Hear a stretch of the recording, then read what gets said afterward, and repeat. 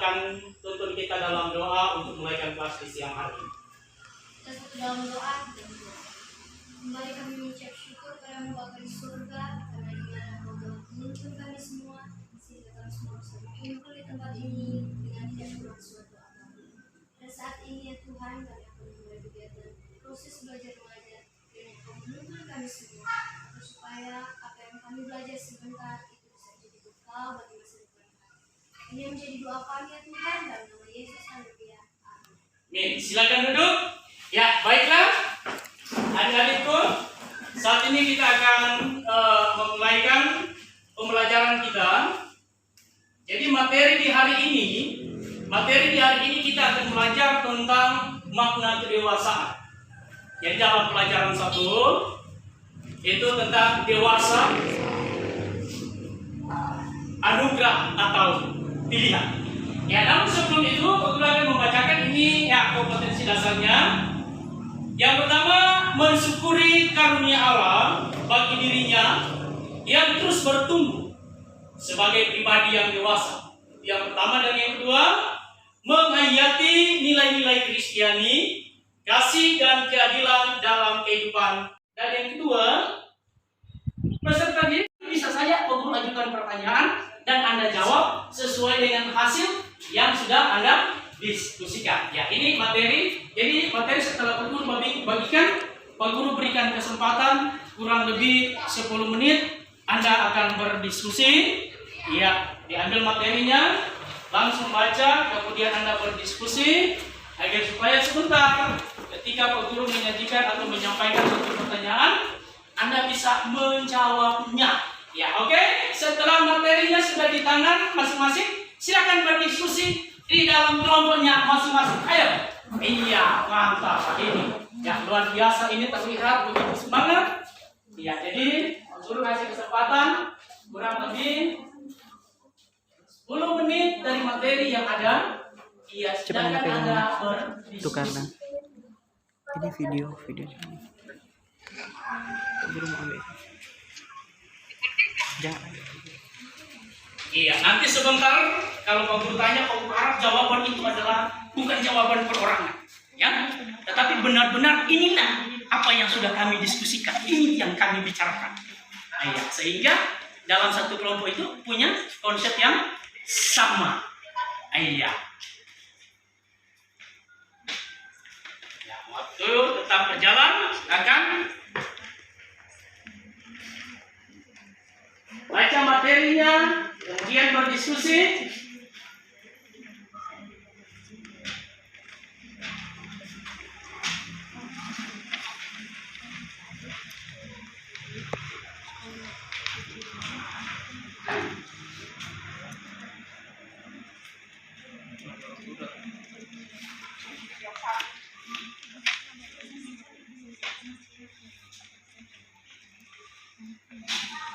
Iya, luar biasa ini semuanya. Pak Guru lihat aktif, mantap.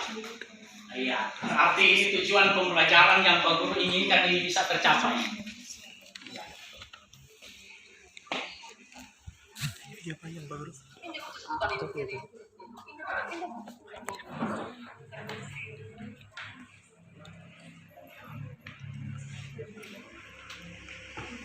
Iya, oke. Waktu diskusinya Pak Guru tutup. Dan sekarang perhatikan. Iya, nanti sebentar ada pertanyaan yang akan Pak Guru sampaikan. Namun sebelum Pak Guru mengajukan pertanyaan kepada tiap-tiap kelompok, Pak Guru akan sedikit menjelaskan berkaitan ini. Di sini dikatakan dewasa, ya, dewasa, anugerah atau pilihan. Ya, Pak Guru bisa diri dari belakang supaya tidak menghalangi Anda. Ya, dewasa bukan hanya berbicara tentang umur yang sudah tua, tapi ada arti yang lain ketika berbicara tentang dewasa, yaitu kematangan cara berpikir.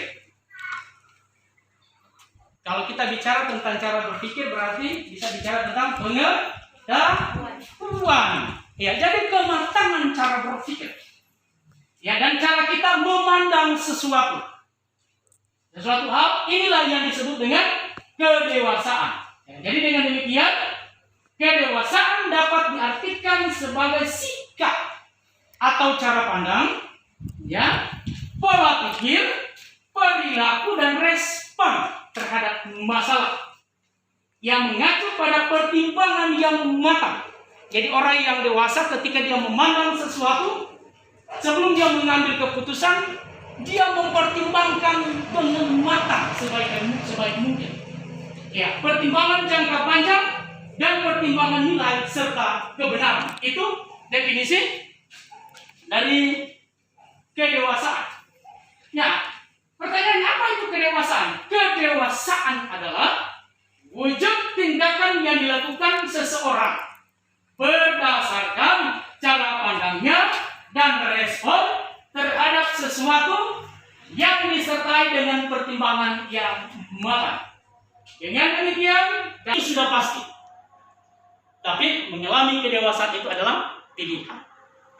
Kira-kira kita menjelaskan seperti apa ya? Menjadi dewasa itu pasti. Tapi mengalami kedewasaan adalah pilihan. Beri Anda contoh. Misalnya Lina.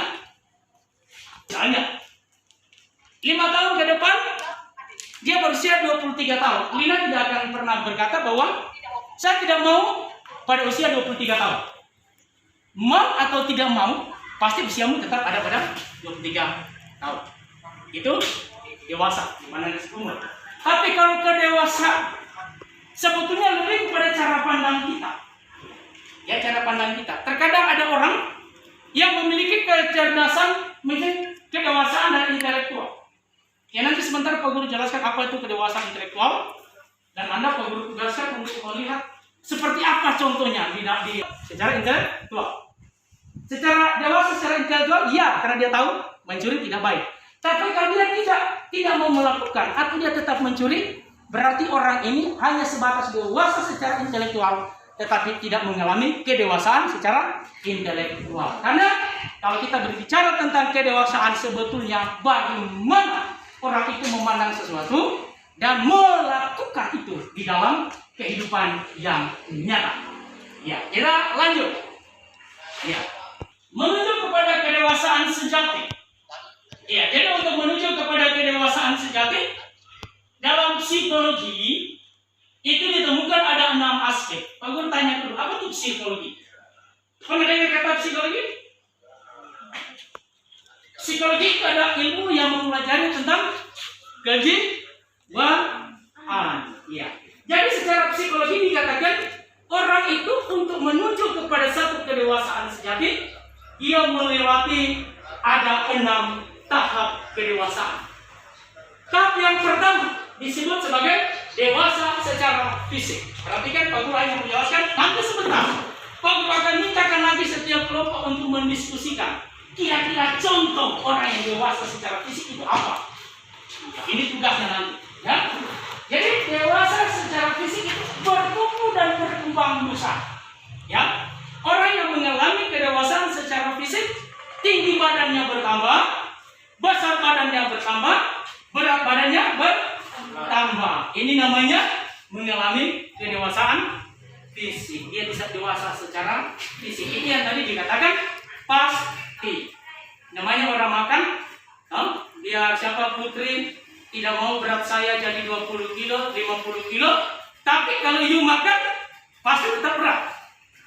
Itu dikatakan dewasa itu adalah satu hal yang pasti. Iya. Ya, jadi berat badan bertambah. Kemudian yang kedua, ada yang disebut dewasa secara intelektual. Ingat tadi Pak Guru katakan, kalau kita bilang intelektual berarti menyangkut cara pikir atau pengetahuan. Iya, orang yang dewasa secara intelektual itu Itu adalah orang yang menggunakan akal budi. Ya, orang yang menggunakan akal budi untuk melakukan penilaian tentang benar tidaknya sesuatu. Jadi kalau dia lihat sesuatu, misalnya ada yang dia inginkan, dia lihat benar tidak? Iya. Ini dewasa. Begitu dia lihat, oh ternyata mencuri itu tidak benar. Dalam kondisinya dia sebagai orang yang dewasa secara intelektual, dia dewasa. Tetapi ketika bertuangkan dalam tindakan, dalam praktek kedewasaan, kalau dia sudah masuk pada kedewasaan, berarti apa? Dia cuma saja tahu bahwa mencuri itu tidak benar. Tapi kalau dia melakukan, dia hanya dewasa secara intelektual, tapi tidak mengalami kedewasaan intelektualnya. Karena apa yang dia tahu, dia tidak tuangkan. Ya, itu. Kemudian yang selanjutnya, ya, dewasa secara emosional. Orang yang menyadari bahwa dirinya tidak sempurna. Ya. Jadi orang kalau dia dewasa secara emosional, dia sadar saya ini tidak sempurna. Karena keberadaan saya yang tidak sempurna berarti saya butuh masukan, saya butuh arahan, saya butuh teguran. Tetapi ingat, kalau orang yang tidak mengalami kedewasaan secara emosional, pada waktu dia melakukan kesalahan kemudian ditegur, dia akan marah. Jadi ingat, kalau ada teman-temanmu sudah bikin kesalahan kemudian Anda tegur, maksudnya supaya kamu jangan bikin kesalahan lagi, tapi dia marah, itu tandanya berarti oh ternyata you ini tidak mengalami kedewasaan emosional. Ya, betul nggak? Iya. Naik di motor. Yang di sini kalau ada orang lagi jalan kaki kemudian tanpa paksa orang lain, kita langsung mari om, mari om. Ya, jadi belajarlah untuk dewasa secara moral. Iya. Kemudian, ya kita lanjut. Ya, ini dewasa secara sosial itu. Yang keenam, untuk menuju kepada kedewasaan sejati yang aku sampaikan tadi, yang diuraikan oleh ilmu psikologi, yang terakhir itu adalah dewasa secara sosial. Orang yang dewasa secara sosial itu adalah orang yang mampu berhubungan baik dengan orang lain, dengan tidak memandang status, usia, dan lain sebagainya. Ya, artinya dia tidak membedakan karena saya ini orang Sanggar, saya tidak mau bergaul dengan orang Minahasa, misalnya. Dan saya orang Minahasa, saya tidak mau bergaul dengan orang Cina, misalnya. Tetapi orang yang dewasa secara sosial, kepada siapapun dia siap, dia suka bergaul. Dia tidak pandang, saya kan SMK, kok saya mau berteman, aku bergaul dengan tidak sekolah, hari-hari hanya ke kebun. Tapi kalau orang yang punya dewasa secara sosial, walaupun profesi dia hari-hari mungkin pekerja di bangunan, dan kita sebagai siswa, kita tidak pernah ada tembok pembatas, ada jurang pemisah yang memisahkan kita dengan mereka. Kita menerima mereka apa adanya. Ingat, ya, seorang filsuf Yunani yang bernama Aristoteles, dia katakan manusia itu adalah apa? Sub politico. Artinya manusia tidak bisa hidup tanpa manusia lain. Kalau kasih contoh misalnya, kalau misalnya kita itu yang tetangga dengan kita orang yang hanya kenal pada saat kita bertetangga tapi tidak ada hubungan kekeluargaan. Sementara mungkin kakak kita atau adik kita ada di jauh.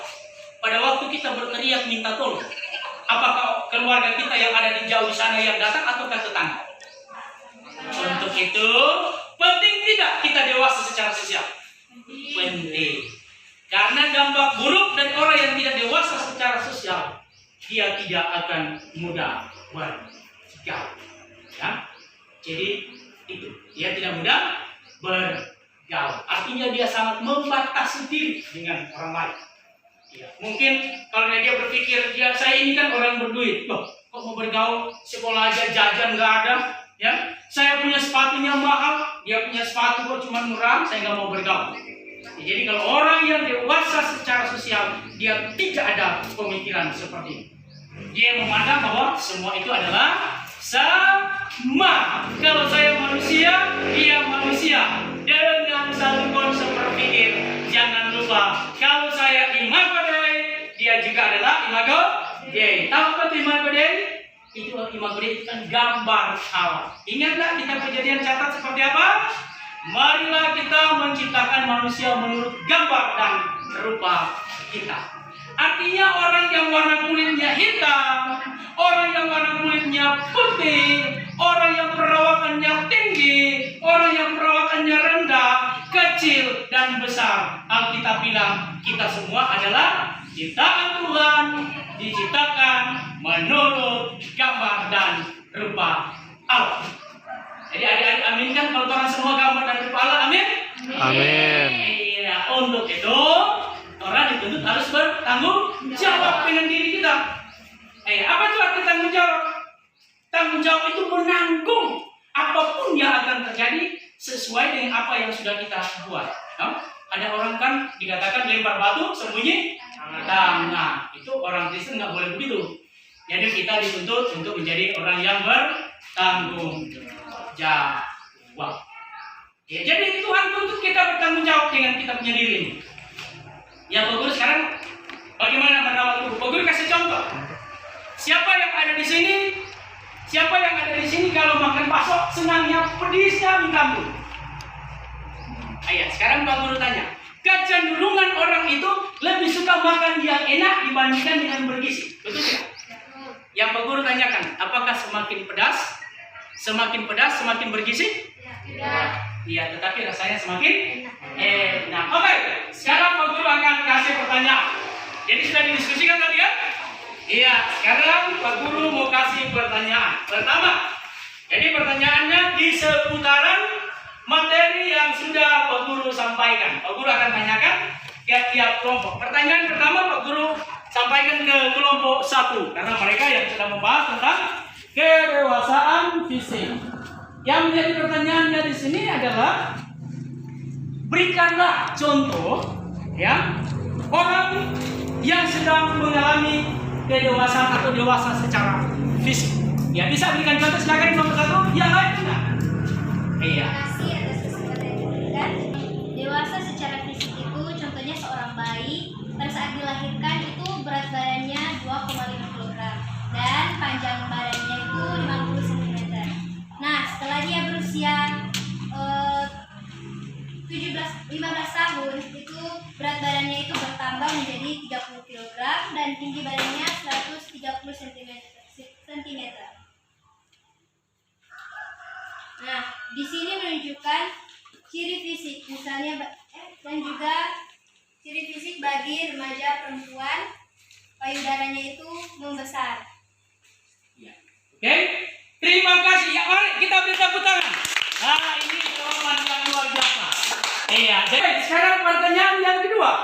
Iya, pertanyaan yang kedua Pak Guru arahkan ke kelompok 2. Iya, karena mereka berdiskusi tentang orang yang dewasa secara emosional. Ya, jadi Pak Guru punya pertanyaan, ciri-cirinya apa orang yang dewasa secara emosional? Ayo, jangan malu. Jadi siswa mesti berani.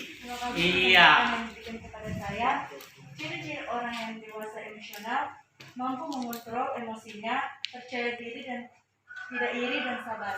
Iya, terima kasih. Mari beri tepuk tangan lagi. Wah, ini luar biasa. Jadi ternyata kelompok 2 paham benar bagaimana itu dewasa emosional. Jadi ciri-cirinya sabar, tidak iri, rendah hati, ya seperti itu. Ya, oke, terima kasih untuk kelompok 2. Dan yang terakhir untuk kelompok 3. Pertanyaan untuk kelompok 3. Yang jadi Pak Guru tanyakan adalah dampak positif, sebutkan dampak positif dari orang yang dewasa secara sosial. Atau contoh orang yang dewasa sosial di dalam kehidupan sehari-hari itu apa? Ya, bisa? Ya. Terima kasih atas kesempatan yang diberikan. Ciri-ciri atau dampak Iya. orang yang dewasa secara sosial itu memiliki banyak teman, disenangi di segala tempat, tidak memiliki teman secara suku, ras atau agama. Iya, mantap, memang luar biasa. Jadi ciri-ciri orang yang dewasa secara sosial dia banyak teman. Karena jangan lupa penjelasan tadi, dewasa secara sosial adalah orang yang suka bergaul dengan tidak memandang bulu. Jadi bagaimana orang bisa banyak teman kalau dia pilih-pilih temannya? Ya, jadi ciri-cirinya dia banyak teman. Ya, dia tidak memandang bulu. Iya, oke. Jadi ini menjadi pertemuan kita. Ya, jadi tadi begitu Pak Guru jelaskan tentang kedewasaan, ya ternyata kelompok 1 mampu memberikan contoh. Contoh dewasa fisik itu apa? Ya sudah dijawabkan dan Pak Guru angkat jempol 100, terima kasih. Begitu juga dengan kelompok 2 memberi jawaban yang tepat. Iya, karena ternyata ketika Pak Guru jelaskan anak-anak semua tahu. Begitu Anda lihat nanti dalam pergaulan sehari-hari, begitu lihat orang yang seperti ini, Anda bisa simpulkan, oh ini orang ternyata masih belum dewasa secara emosional. Kalau dia sukanya marah, ditegur dia tidak mau, oh ini orang belum dewasa secara emosional. Oh ini orang pilih-pilih teman, oh berarti dia belum dewasa secara sosial. Oh ini orang dia sudah tahu mana yang baik dan mana yang tidak baik, tapi dia masih suka melakukan yang tidak baik. Berarti ini orang ini hanya dewasa secara intelektual, tapi tidak memiliki kedewasaan secara intelektual.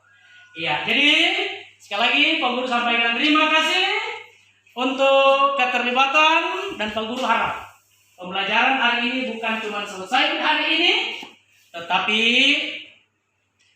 Anda akan bisa ingat terus dan ini akan menjadi pembelajaran ketika Anda ada di lapangan nanti. Jangan lupa, sekali lagi Pak Guru simpulkan bahwa dewasa itu adalah sesuatu hal yang pasti. Tetapi kedewasaan itu adalah suatu pilihan.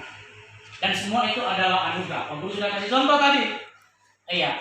Oh, tadi Lina sampaikan bayi saat lahir 2 kg.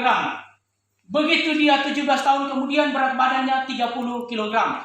Ini tidak bisa dipilih. Kalau dia makan, mau atau tidak mau, tetap berat badannya pasti bertambah. Jadi terima kasih untuk keterlibatan, keaktifan dari anak-anak didikku yang manis. Dan Pak Guru harap apa yang sudah dipelajari, yang paling pertama kita itu jangan cuman sampai di tahu. Tetapi yang dibutuhkan adalah kita sampai di menerapkan. Jangan lupa, Tuhan Yesus bilang bagaimana? Setiap orang yang mendengarkan perkataanku dan tidak melakukannya, dia sama dengan orang bodoh yang mendirikan rumahnya di atas pasir. Begitu datang banjir, hujan, maka hebatlah kerusakannya. Tapi orang yang bijaksana adalah orang yang mendirikan rumahnya di atas batu.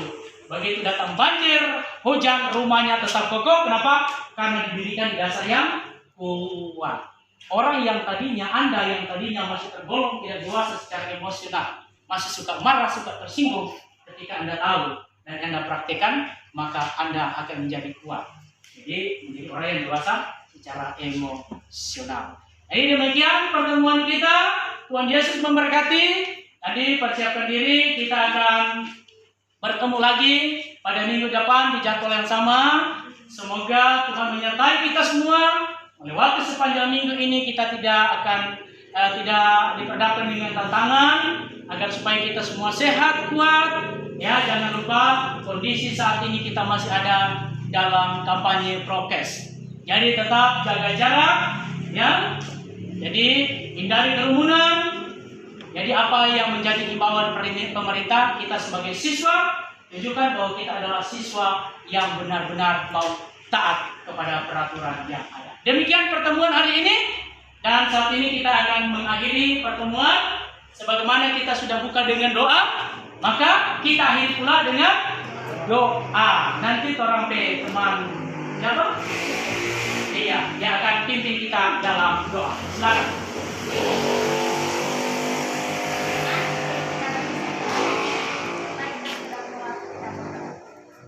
Terima kasih atas berkat yang diberikan kepada kami sehingga anak-anakmu bisa berkumpul. Ya Tuhan, kami bersyukur karena Engkau telah membimbing pelajaran kami pada pagi hari ini. Terima kasih ya Tuhan, berkati juga guru yang sudah membimbing kami sehingga pelajaran kami bisa berakhir dengan baik. Yang doa kami Tuhan, kami bersyukur. Amin. Amin. Puji Tuhan.